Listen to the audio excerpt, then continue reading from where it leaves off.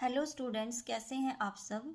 आज हम करेंगे Sanskrit 10th class NIS chapter number 10 जिसका नाम है प्रहेलिका।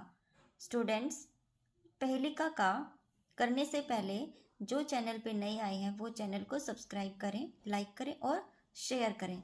अभी हम शुरुआत करते हैं हमारे चैप्टर नंबर 10 की। ठीक है, पहला श्लोक है आप दो दूरगामी च साक्षरो च न पंडित।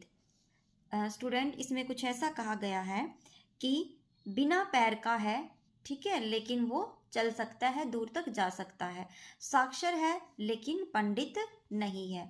अमुक सफूट वक्ता, बोल सकता है लेकिन मुंह नहीं है। चयो जानती स पंडित, क्या आप जानते हो कि ये कौन है? कौन है ऐसा? ऐसा कौन है कि जिसके पैर नहीं और दूर तक जा सकता है? वो है पत्र यानी लेटर। ठीक है, जिसके पैर नहीं फिर भी वो जा सकता है। और पढ़ा लिखा तो है लेकिन पंडित नहीं है, क्योंकि लेटर पे लिखा जाता है।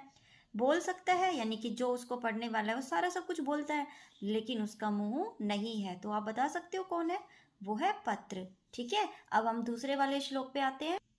ये देखते हैं स्टूडेंट। केशव पतितम दृष्टवा, केशव को गिरता देख द्रोणा हर्ष मुपागत। द्रोण हंस रहे हैं। यहाँ पे द्रोण जो है वो किसके लिए लिया गया है? कौवों के लिए। ठीक है, कि जब एक लाश को जो है मरे हुए को गिरता देखते हैं, एक शव को गिरता हुआ देखते हैं, तो कौवे हंसने यानी खुश हो जाते हैं। ठीक है, द्रोण का अर्थ होता है यहाँ पे कौन? कौवे। उसके बाद है रुदंती कौरवा, और कौरवा किसके लिए लिया गया है? गीदड़ के लिए। सर्वे हा कशम केशवम कथम गतः, तो जो गीदड़ थे वो रो रहे हैं कि जल में क्या चला गया? जो वो शव था वो उसमें जल में चला गया। ठीक है, तो ये श्लोक ऐसे है। केशव पतितम दृष्टवा, केशव को गिरता देख द्रोण यानी कौवे जो है प्रसन्न है, खुश हैं। रुदंती रो रहे हैं, कौन? कौरव। कौरव मीन्स यहाँ पे लिया गया है किससे? लिया गया है यहाँ कौवों से, कि कौवे जो हैं वो रो रहे हैं। केशव कथम गतः, कि केशव यानी वो मृतक शरीर जल के अंदर कैसे चला गया। ठीक है, अभी अगले की बात करते हैं। वृक्षाग्रवासी न च पक्षीराज, अस्त्री नेत्रधारी न च शूलपाणी। कहते हैं वृक्षाग्रवासी कि वृक्ष पर रहने वाला है लेकिन पक्षीराज नहीं है। तीरी नेत्रधारी, तीन आंखों वाला है लेकिन शूलपाणी शिव भी नहीं है।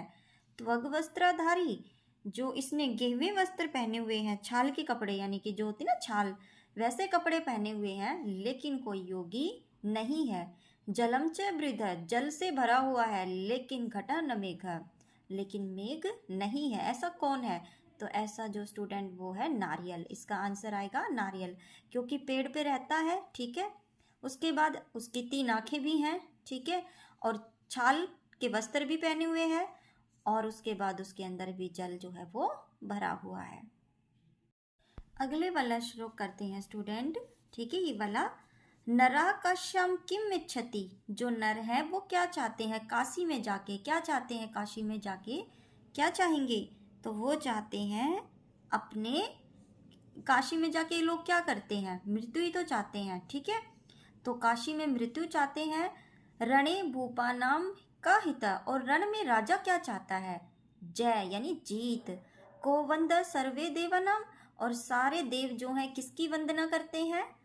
किसकी करते हैं? शिव जी की। ठीक है, तो ये कहता है कि मृत्यु, जीत यानी जय, और शिव जी। तो बताना है आपने कि इन तीनों में एक आंसर आना चाहिए। ऐसा कौन होगा?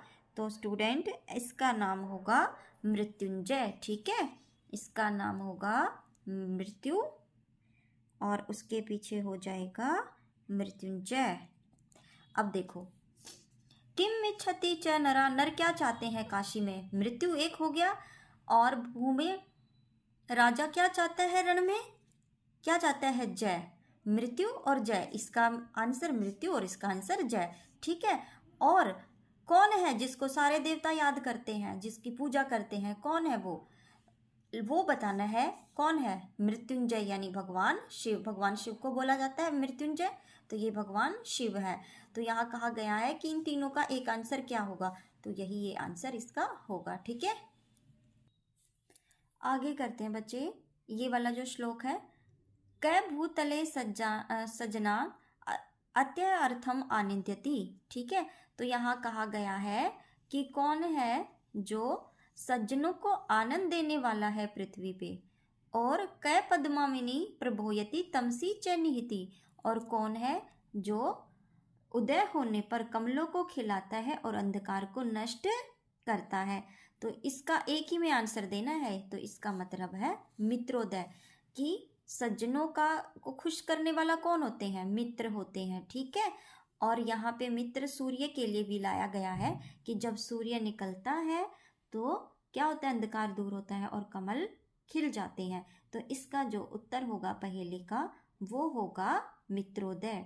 स्टूडेंट्स एक बार फिर देखेंगे, इस श्लोक में कहा गया है कौन है जो सज्जनों को आनंदित करता है, खुश करता है, तो मित्र करते हैं। ठीक है, कौन है जो अंधकार को दूर करता है, सूर्य करता है। ठीक है, तो सूर्य के निकलने पे ही अंधकार दूर होगा, तो मित्र और सूर्य एक ही का नाम यहाँ लिया गया है।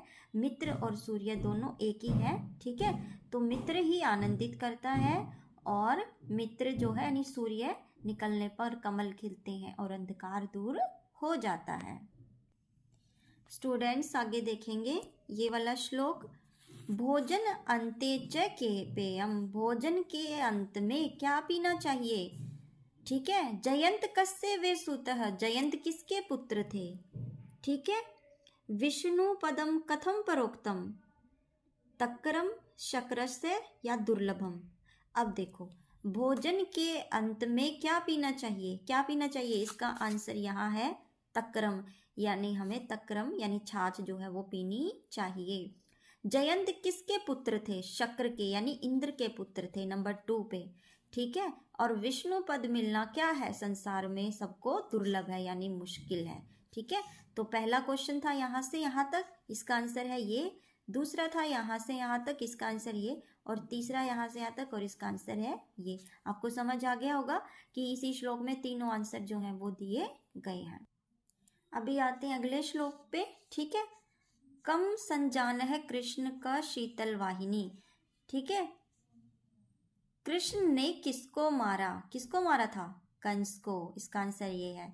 शीतल वाहिनी कौन है, गंगा। ठीक है, उसके बाद है केदार पोषनाता, तो केदार कौन है, केदार पोषनाता, तो इसका आंसर हो जाएगा केदार पोषनाता, यानी कि अपनी पत्नियों का पालन करने वाले कौन है, एक किसान है। ठीक है, बलवंतः कौन है बाधते शीतम, बलवंतम, सर्दी में कौन बलवान है, कौन होगा बलवान, जिसके पास मोटी कंबल है, इसका ये आंसर होगा। ठीक है, अब आगे श्लोक करेंगे। अभी देखते हैं स्टूडेंट्स ये वाला श्लोक, सीमांतेषु शांता का। ठीक है, कहते हैं कि स्त्रियों में कौन शांत है, राजा को भूत गुणोत्तम, और राजाओं में गुणी कौन है, विद्वभी क सदा वंदना, और विद्वानों में जो है सदा वंदनीय क्या है, अत्रोक्तम वाक्यम न बुद्धते। इन्हीं श्लोक में इसका आंसर छुपा हुआ है। तो देखो कैसे निकालेंगे, स्त्रियों में कौन सबसे शांत है, तो इसने कहा सबसे पहले हम पहले वाला अक्षर लेंगे सी, पहले वाला लिया, उसके बाद कहता है इसी लाइन का हम आखिरी वाला अक्षर लेंगे, यानी ये वाला अक्षर इसी का।